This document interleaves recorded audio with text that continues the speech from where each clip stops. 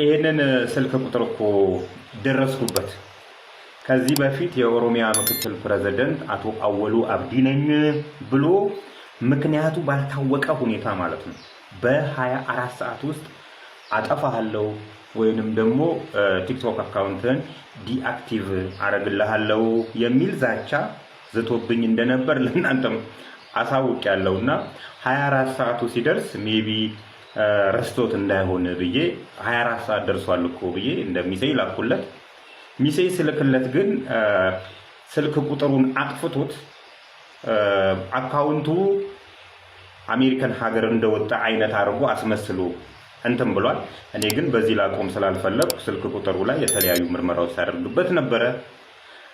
ምርመራ ውጤት እንደሚያሳየው ከሆነ ስልክ ቁጥሩ እንደተባለው የኦሮሚያ ፕሬዝዳንት ጽህፈት ቤት የወጣ ስልክ ቁጥር ነው። ቴሌ ላይ የተመዘገበው በኦሮሚያ ፕሬዝዳንት ጽህፈት ቤት ነው።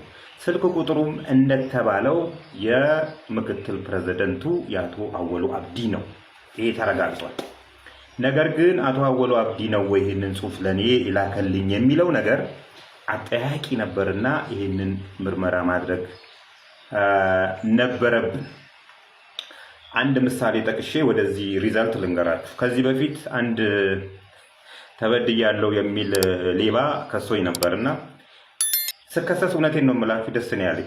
ምክንያቱም እነዚህ ገለሃለን ምናምን ብሎ ከሚያስፈራሩኝ ሰዎች ይልቅ ወደ ህግ የሄደ አካል ተበድሎ ሊሆን ይችላል፣ ስለዚህ ያንን ሰው ማክበር አለብኝ ብዬ ቀጥታ ወደ ጠራኝ አካል ተከሳለ ወዳለኝ አካል ሄድኩ።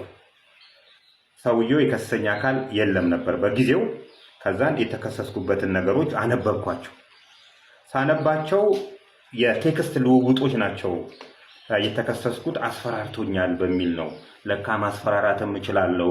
እንደዚህ የተበደለ ሰው ለካ እንደ እፉኝት እፉዬ ገላ ነው የሚባለው፣ ባዶ ነው፣ ቀፎ ነው። ለካ ማስፈራራትም እችላለሁ ብዬ ደስ ብሎኝ ነበርና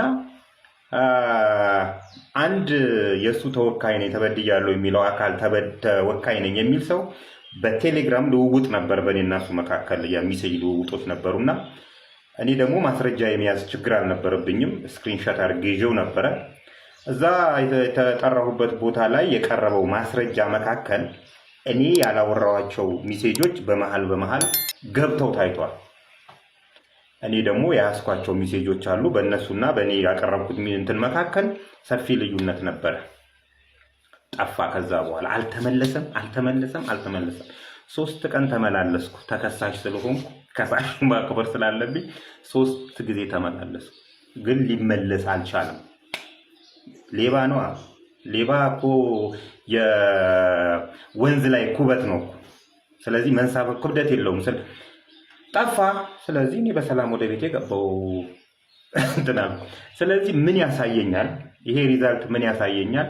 2 መልእክቶችን ላስተላልፍና ሪዛልቱ ምን እንደሆነ እናንተ ገምቱት።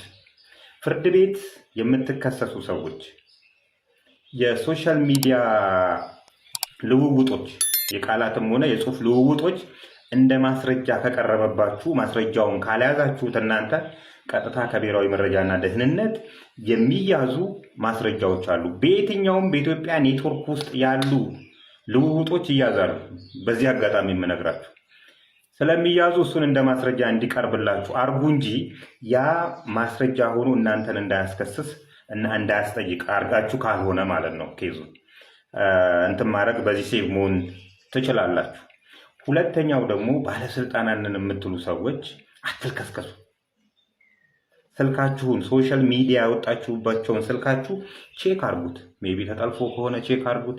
የሆነ ሰው የተጠቀመበት ከሆነ ቼክ አርጉት። አታረጉም ማለት አይደለም። እንደዚህ ወርዳችሁ ምናምን እንደዚህ አይነት አጠፋለሁ ምናምን ቢኮዝ ሴላችሁ በየቦታው ዘርግታችሁ በልጅ በወንድማችሁ ትልከሰከሳላችሁ። ኦልሬዲ የታወቀ ነው። ከሱ ውጭ ያላችሁ ሰዎች ግን ራሳችሁን ብትጠብቁ ከናንተ የበለጠ በእናንተ ስም የሚነግዱ አካላት ስላሉ ስለዚህ ራሳችሁን ጠብቁ ነው ሪዛልቱ። አሁን የነገርኳችሁ መልእክት ነው የሚሆነው። ያስፈራራኸኝ አካል ግን ማስፈራራቱ እንትን አይደለም። ባይዜ ነግሬሃለሁ እኮ ቆርጬ ከቤት የወጣው ስለሆንኩ ብዙ ፉከራ አያስፈልግም። ቀጥልበት።